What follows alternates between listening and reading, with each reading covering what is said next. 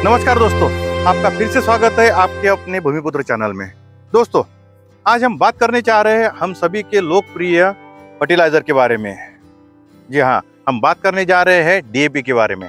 DAP यानी di ammonium phosphate, जिसमें हमारा जो यूरिया होता है, जो नाइट्रोजन होता है, वो अमोनियम के स्वरूप में होता है और जो हमारा फास्फेट माध्यम से अवेलेबल होता है।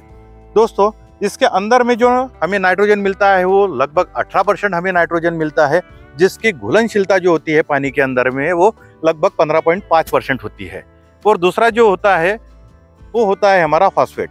फास्फोरस की बात कर रहे हैं तो फास्फोरस जो हमारा है वो 46% में से 39.5% जो है वो पानी में घुलनशील होने के कारण हमारे पौधों को जल्दी से अवेलेबल होता है। इसी के कारण से ये जो खाद है हमारा वो सबसे लोकप्रिय खाद है। तो ऐसा फर्टिलाइजर जो है वो हमारे लिए एक वरदान साबित हो चुका है। जान लेते हैं इसी के बारे में। दोस्तों, सबसे पहले जो है ये डाई अमोनियम फास्फेट का इस्तेमाल 1960 में चालू हुआ। जब हरित क्रांति हुई हमारे देश के अंदर में तो उसमें सबसे ज्यादा यूज किए जाने वाला फर्टिलाइजर हमारा ये डीएपी था। और तब से लेके अभी तक के हमारा एक में जो प्रोडक्ट बना हुआ है जो हमारे फसल के लिए और हमारे सभी किसान भाइयों के लिए एकदम लाभदायक और अच्छा वाला प्रोडक्ट हम डीएपी को मानते हैं। तो दोस्तों, ऐसा डीएपी में होता क्या है कि जिस वजह से ये बाकी हमारे सभी फर्टिलाइजर से अच्छा साबित हो चुका है। दोस्तों, इसकी हम अगर सबसे पहले बात करें तो ये हमारे जमीन के अंदर में मिट्टी में घुलनशील तत्व ज्यादा होने के कारण जल्दी से मिक्स हो जाता है।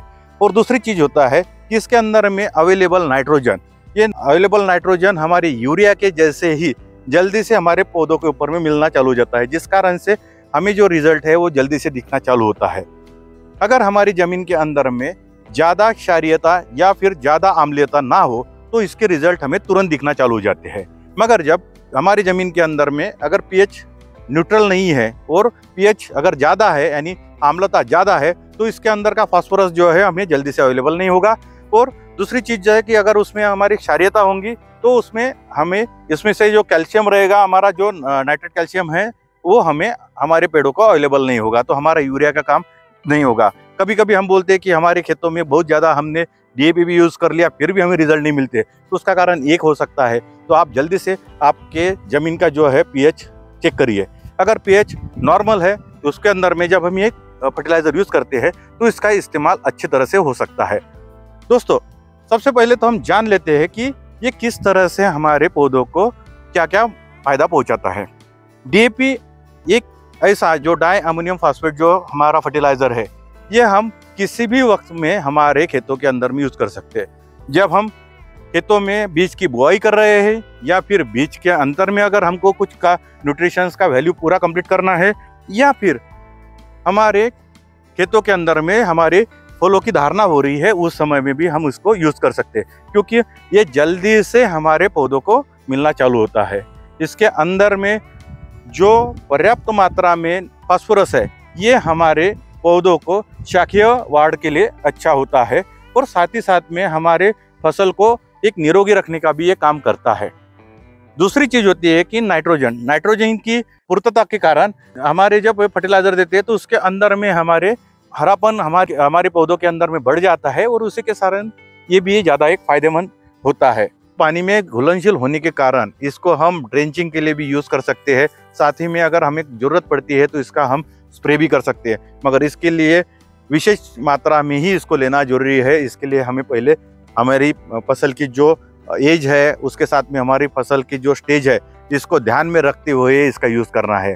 दोस्तों, डीएपी के अंदर में जो उपलब्ध हमारे अन्नद्रव्य होते हैं, जैसे कि हमने बोल दिया कि यूरिया के जैसे ही हमारा नाइट्रोजन काम करता है। जैसे कि हमने देखा है कि यूरिया जो होता है वो अमोनियम के रूप में हमारे फर्टिलाइजर में अवेलेबल होता है।